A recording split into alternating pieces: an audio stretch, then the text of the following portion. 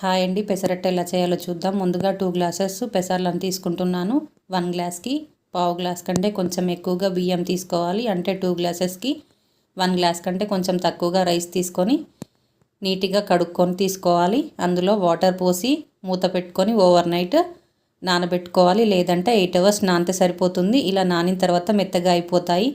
ఇప్పుడు మిక్సీ జార్లో వేసుకొని అందులోనే 5-6 పచ్చిమిర్చి, చిన్న అల్లం ముక్కలు, అలాగే రుచికి తగినంత సాల్ట్, జీలకర్ర వేసుకొని ఇలా మిక్సీ పట్టుకోవాలి మెత్తగా.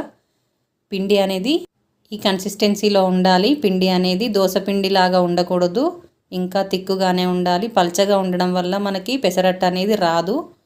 ఇప్పుడు ఇలా ప్యాన్ పైన వేసుకొని ఆయిల్ అప్లై చేసుకోవాలి. ఆ తర్వాత పెసరట్టు కాలిన తర్వాత తీసుకొని ఒక ప్లేట్లోకి సర్వ్ చేసుకోవచ్చు. ఎంతో ఈజీగా పెసరట్టు రెడీ అయిపోయిందండి.